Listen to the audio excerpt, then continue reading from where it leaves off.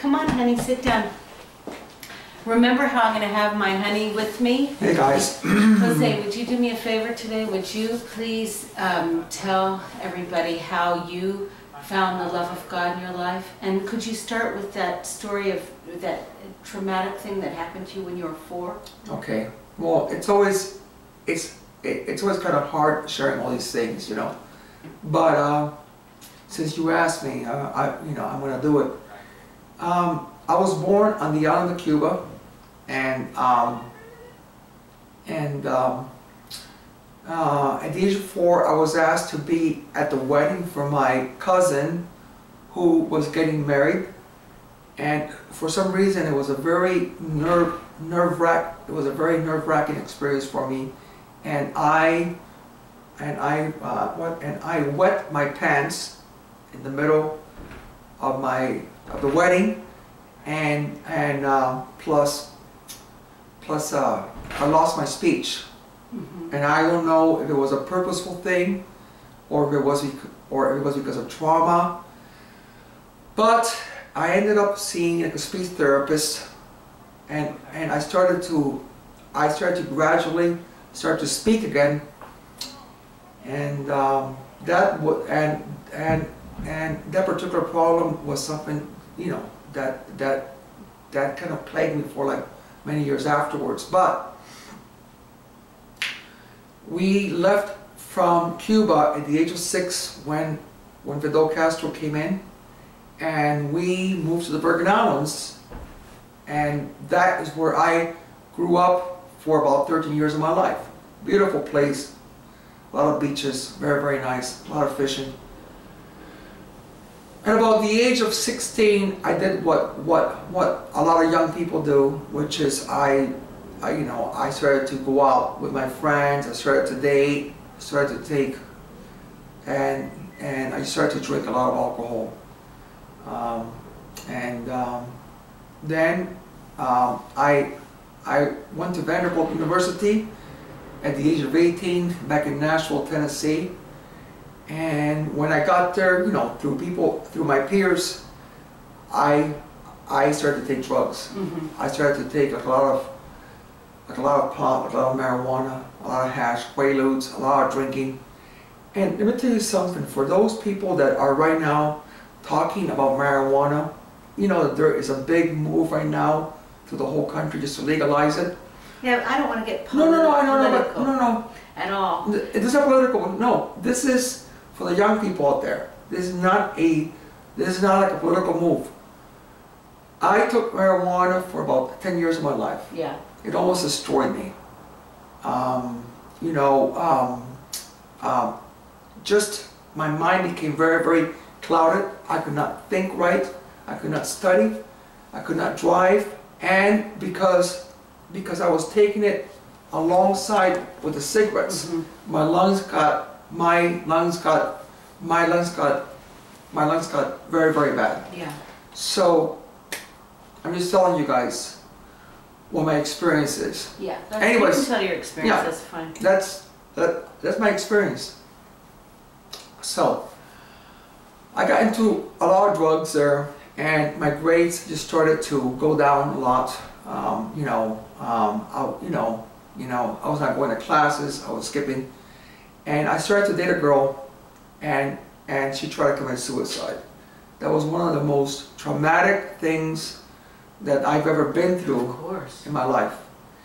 And as a result of that, of she trying to do that, I developed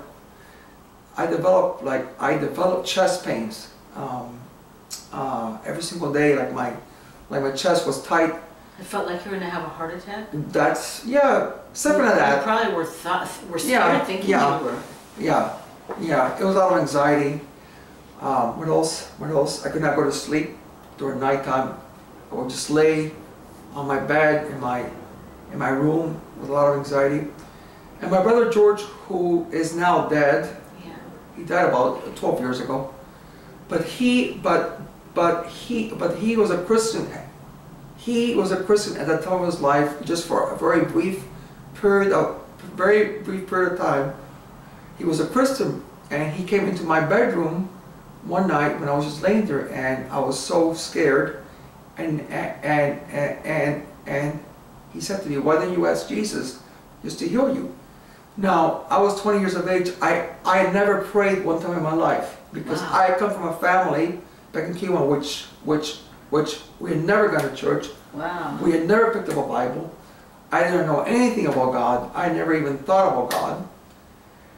But when he left just a room, I said, "God," I was just screaming at the roof, and I was saying, "God, if you're real," and I had no idea whether or not God was real, whether or not God was Buddha, Jesus, Allah, Confucius, the Hindu God, the tarot cards. I had no idea. But I cried out and I said, "God, if you're real, can you please heal me?" And I felt from the roof an invisible hand come down through the roof, and it went into my chest. You couldn't see it, you just No, felt it. it felt like a surgery. Wow. I felt it was. That's amazing. I felt that it was a spiritual surgery, and it went into my chest, and I just passed out. Wow. And when I woke up the next day, I was totally healed. That's amazing. And all the anxiety, all the tension was gone, all the pain was gone. So that's my first experience with God. But I kind of pushed him away, and I continued with my dating and marijuana and blah blah blah, all the stuff that I was doing. Sorry, my legs Okay. got... And because of the marijuana, and because of the drinking, and because of the drugs, my grades became so bad, and my mind became so clouded that I dropped out of Vanderbilt in my third year. And my family had now moved to Miami, and they were getting, my parents were getting divorced after 28 years of marriage.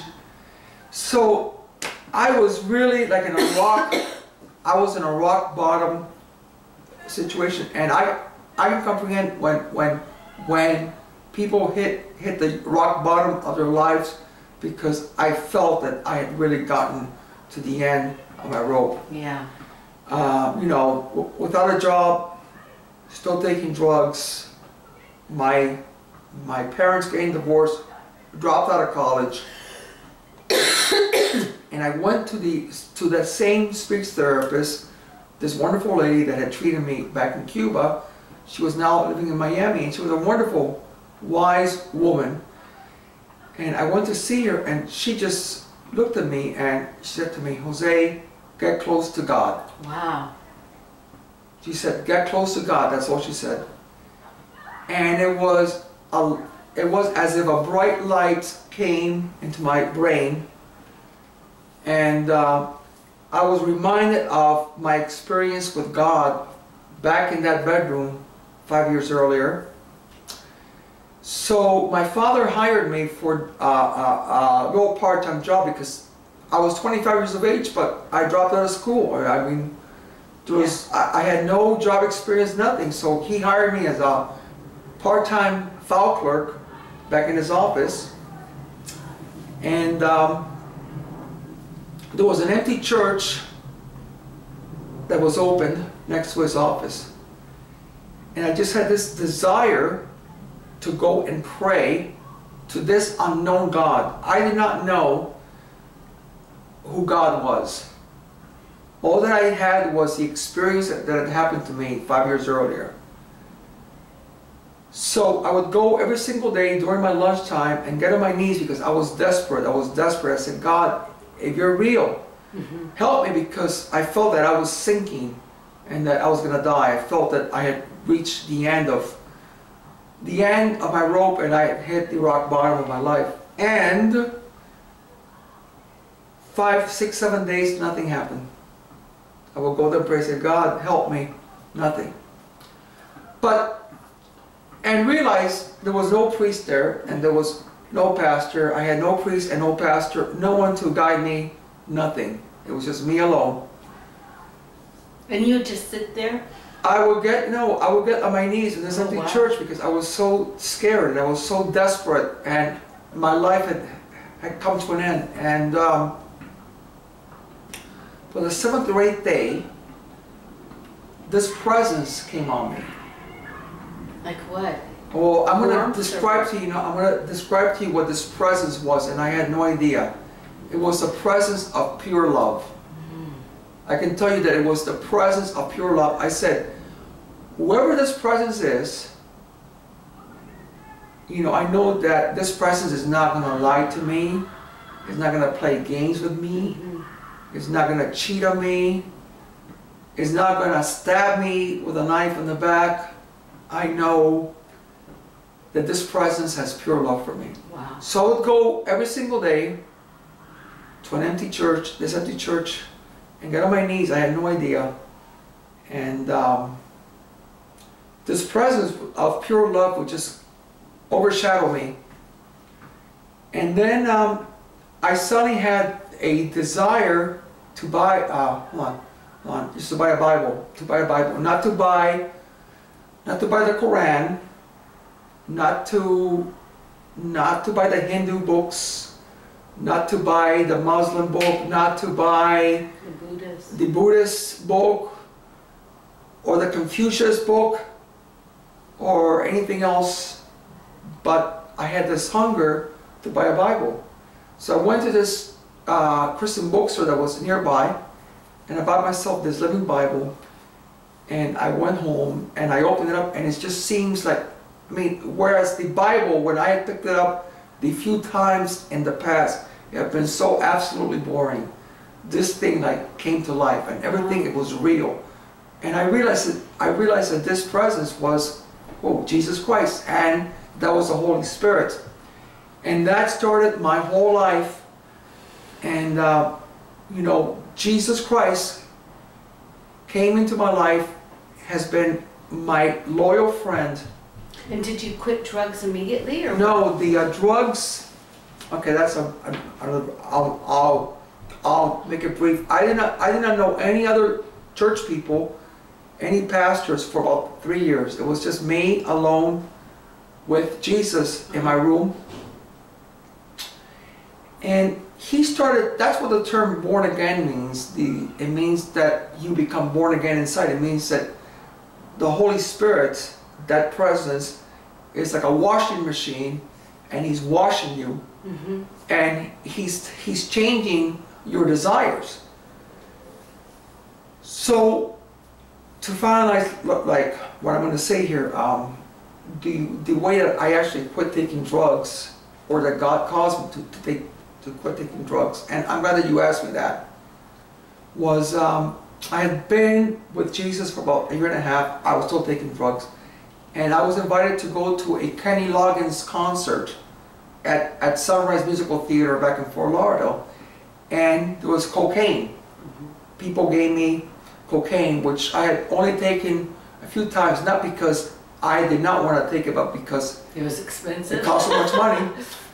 But let me tell you what happened to me. In the middle of the concert, I was flying so high, because cocaine it makes you very, very active, very, very hyper, and I was just flying. Now people, when the concert finishes, people use those little the iPhones. Use the iPhones, yeah. and use the phones to just wave. But in those days, it was matches. Or lighters. Lighters or matches. And in the middle, when the concert finishes, and people take up all their lighters, and I was flying so high, and I believe that this was the hand of God. I'm convinced. It seemed like if all those lighters became a huge flame around me. And when, you know how people say more, more, more, you know, they want the artist to come back. I felt that those were demons saying more, more, more. And you know what?